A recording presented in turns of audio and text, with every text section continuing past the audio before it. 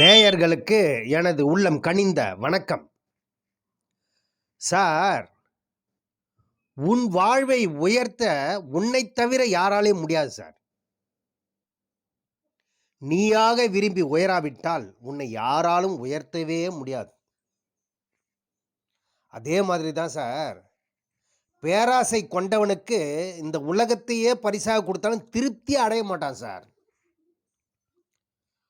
அப்போ ஒரு ஜாதக கட்டத்தில் யாருக்கெல்லாம் யோகம் கிடைக்கும்?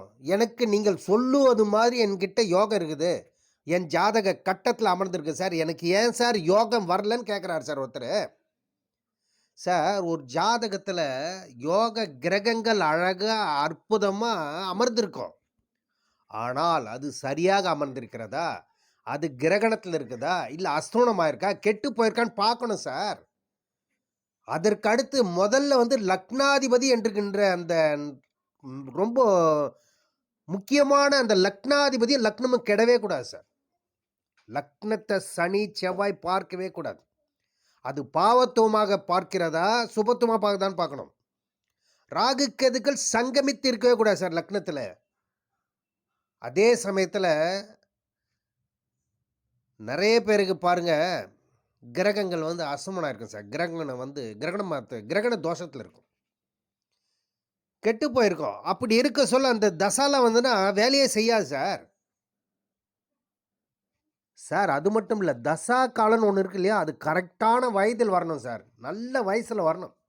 இப்போ சுக்கிர தசை யோகத்தை கொடுக்குற அழகில் அற்புதமாக அமர்ந்திருக்குன்னு வைங்க.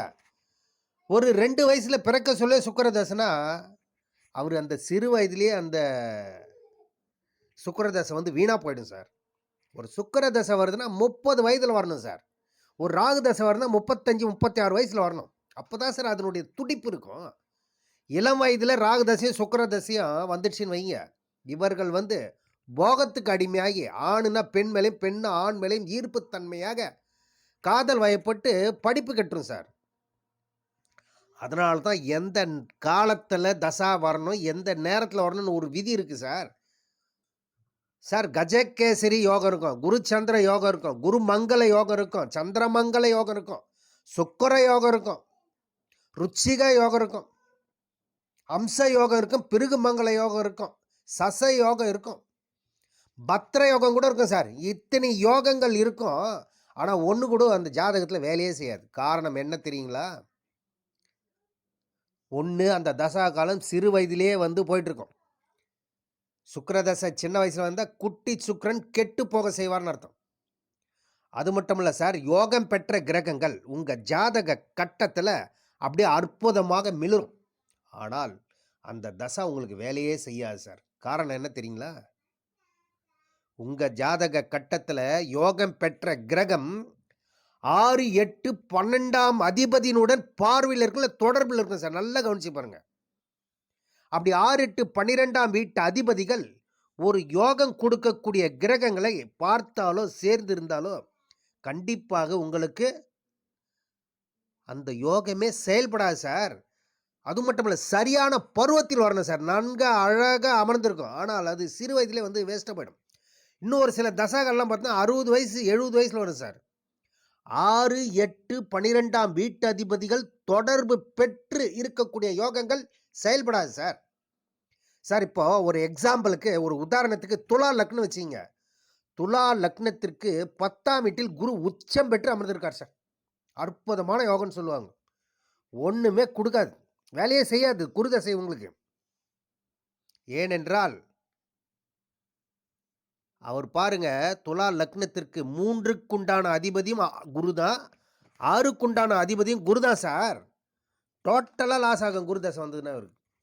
அதனால தான் ஒரு ஜாதக கட்டத்தில் எப்போ கிரகங்கள் வரணும், எப்படி அமர்ந்திருக்கணும், எந்த விதத்தில் அமர்ந்திருக்கணும், யாரெல்லாம் பார்க்கணும், யார் பார்க்கக்கூடாதுன்னு ஒரு விதி இருக்குது சார். ஒரு ஜாதக கட்டத்தில், உங்கள் ஜாதக கட்டத்தில் உங்களுக்கு யோகம் இருக்குது, அது செயல்பட வேண்டும், முழுமையாக செயல்பட வேண்டும் என்றால் முதல் விதி லக்னமும் லக்னாதிபதியும் நன்றாக அமர்ந்திருக்க வேண்டும். அது கெட்டு போய் இருக்கவே கூடாது சார். லக்னமும் கெட்டு இருக்கக்கூடாது, லக்னாதிபதியும் கெட்டு போயிருக்கக்கூடாது. ஆட்சி உச்சம் பெற்று அப்படியே பல பல பலன்னு பளிச்சுன்னு இருக்கணும் சார். அதற்கடுத்து யோகம் பெற்ற கிரகத்தினுடைய தசாக்காலம் வர சொல்ல, அந்த யோகம் பெற்ற கிரகம் உங்க ஜாதக கட்டத்துல எங்க அமர்ந்திருக்கிறதோ, அந்த லக்னத்திற்கு 6ஆம் வீட்டதிபதியோ, 8ஆம் வீட்டதிபதி, 12ஆம் வீடு தொடர்பு இருக்கவே கூடாது.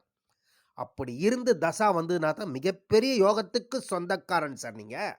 எனவே நேயர்களே உங்க ஜாதக கட்டத்தை செக் பண்ணிக்கங்க. அப்படி கட்டத்தை செக் பண்ண தெரியவில்லை என்றால், இந்த தரணி ரமேஷ் ராஜை தொடர்பு கொள்ளுங்கள்.